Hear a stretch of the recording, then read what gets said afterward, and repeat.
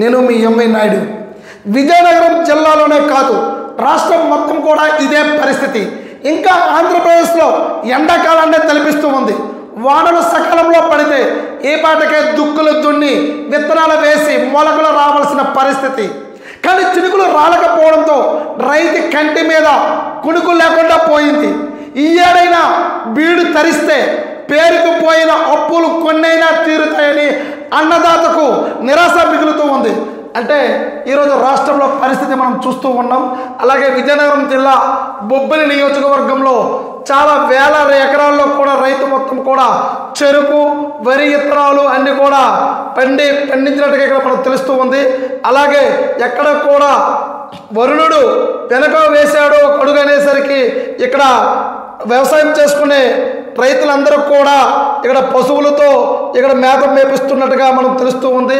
అలాగే ఇక్కడ ఒక వ్యవసాయం చేసుకుంటా ఆ వ్యక్తిని కూడా మనం చూస్తూ ఉన్నాం. అలాగే ఇక్కడ వేల ఎకరాల్లో కూడా మొత్తం ఇక్కడ వరి నాట్లు అయితే వేశారు. అయినా ఇక్కడ వర్షం లేకపోవడంతో చాలా ఇబ్బందికరంగా మారుతూ ఉంది. అంటే ఇప్పటికే చాలా వరకు కూడా వర్షాలు రాకపోవడంతో రాష్ట్రంలోనే కాదు విజయనగరం జిల్లాలో అయితే మాత్రం చాలా ఇబ్బందికరంగా ఉంది. ఎందుకనంటే ఇక్కడ రైతు అనేది ఇక్కడ వరి నాట్లు అయితే మాత్రం వరి విత్తనాలు జల్లేసి ఇక్కడ పూర్తి స్థాయిలో వర్షం ఎప్పుడైతే వస్తుందో అప్పుడు దానికి వాటర్ కట్టి మొలకలెత్తిన తర్వాత దాన్ని దమ్ము చేయడానికి సిద్ధంగా ఉంచారు. అయితే మాత్రం ఇప్పటికి కూడా ఇక్కడ వర్షం వచ్చే పరిస్థితి కనబడటం లేదు. దీంతో వర్షం రాకపోవడంతో చాలా ఇబ్బందికరంగా మారారు రైతులు. ఇక్కడ వరి విత్తనాలు అయితే మాత్రం పూర్తి స్థాయిలో జల్లడం జరిగింది. అలాగే వాటికి నీరు కట్టడానికి అయితే నీరు లేకపోవడంతో వరుణుడు కరుణిస్తాడు. వర్షం అయితే ఆధారంపైన ఎక్కువ వ్యవసాయం అనేది ఉత్తరాంధ్రలో ఎక్కువ వ్యవసాయం పైన ఆధారపడుతూ ఉంటారు. అదే ప్రాజెక్టులో నీరు ఉండుంటే ఈరోజు అంత ఇబ్బందికరంగా ఉండేది కాదు. సకాలంలో నీరు అనేది చివరి వరకు కూడా పిల్ల కాలువలో కూడా రావడం లేదు.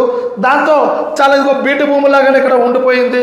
అలాగే ఇక్కడ మేకలు కూడా రైతు ఎక్కడికి వెళ్ళాలన్న స్థితిలో లేడు. కాబట్టి ఇక్కడ ఈ పొలం మొత్తం కూడా ఏదైతే పచ్చని పొలాలుగా ఉండాలో ఆ పొలాలన్నీ ఇక్కడ వర్ష ఆధారంపైన ఎక్కువ ఆధారపడటం వల్ల ఎక్కడ కూడా ఇంకా దమ్ము చేసే పట్టే పరిస్థితి లేదు. అయితే సిద్ధంగా అయితే ఉన్నారు రైతులు. ఇక్కడ ఇప్పుడు రైతు ఆవేదన అయితే మనం చూస్తూ ఉన్నాం. ఈ రైతు ఇక్కడ ఏం చెప్తూ ఉన్నారంటే మేమైతే మాత్రం వరి తెచ్చుకొని వరి ఆకులైతే పోసాం, దానికి నీరు లేక మేమందరం కూడా చాలా ఇబ్బంది పడుతూ ఉన్నామంటున్నారు. అయితే ఇక్కడ పూర్తి స్థాయిలో చాలా ఎకరాలలో నీరు అనేది లేకపోవడం వల్ల ఆకులు పోసి ఉండటంతో ఎక్కడ పడితే అక్కడ ఇప్పుడు ఎండిపోతూ ఉన్నాయి. మేము నీరు కట్టడానికి చదువు చేసుకుంటున్నాం అంటున్నారు ఇక్కడ ఉన్న రైతు. ఈ రైతు చెప్తున్నట్టుగా ఇప్పుడు వర్షం ఎప్పుడైతే వస్తుందో అప్పుడైతే ఈ ఆకులు చచ్చిపోకుండా ఉంటాయని చెప్తూ ఉన్నారు.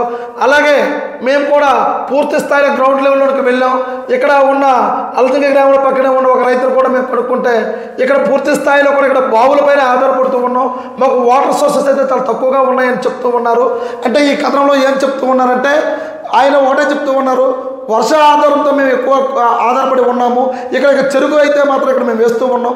అయితే వర్షాలు అయితే పడితే మేము ఖచ్చితంగా వరిని ఇంకా ఉత్పత్తి చేసేవాళ్ళం. అలాగే చెరుకు కూడా మేము పండిస్తూ ఉన్నాము. ఇక్కడ షుగర్ ఫ్యాక్టరీ కూడా క్లోజ్ చేయడంతో ఇక్కడ లోకల్లో ఉన్న క్రషర్స్ ఏవైతే ఉన్నాయో వాళ్ళకి మేము ఇస్తూ ఉన్నామంటున్నారు. అయితే వాళ్ళు ఇవ్వడంతోనే అక్కడ మేము వెళ్ళేసరికి ధర అనేది చాలా తక్కువగా పలుకుతూ ఉన్నారు. అయినా మేము నమ్ముకునేది ఒక భూమే కాబట్టి మాకు తెలిసింది ఒకే విద్య, రైతు అనగానే వ్యవసాయం పైన ఆధారపడుతూ ఉంటాడు. ఆ రైతు యొక్క కావాల్సిన గిట్టుబాటు ధర రాకపోవడంతో అలా అని మేము ఎక్కడికో వెళ్ళి ఎగుమతి చేసుకునే పరిస్థితి కూడా మాకు లేదు. ఇక్కడ స్థానికంగా ఉన్న ఇక్కడ క్రషర్స్ ఏవైతే ఉన్నాయో చెరుకు అనేది అక్కడ మేము పంపిస్తూ ఉంటాం. అక్కడ పంపించిన తర్వాత అక్కడ ఉన్న వ్యాపారులు మధ్య దళారులు కూడా మాకు అనుకుని మేము తీసుకుంటే చెరుకు రైతులు అక్కడ తీసుకెళ్ళిన తర్వాత గిట్టుబాటు రాకపోయినా సరే వెనక తీసుకొచ్చే పరిస్థితి లేదు. కాబట్టి వానలు సకాలంలో పని ఉంటే వరి అనే కాదు, పత్తి అనే కాదు, చెరుకనే కాదు 4-5 రకాలుగా మేము పండించుకునే వాళ్ళం. అయితే ఇది పూర్తి స్థాయిలో వర్షాధారంతో మేము ఇక్కడ వ్యవసాయం చేస్తూ ఉన్నాం కాబట్టి అనుకునే పరిస్థితి రాలేదు. కాబట్టి ప్రాజెక్టులో నీరు ఉంటే ఇంత ఇబ్బంది ఉండేది కాదని తెలుస్తూ ఉంది. చూస్తూనే ఉండండి ఎంఈ న్యూస్. నేను మీ ఎంఈ నాయుడు.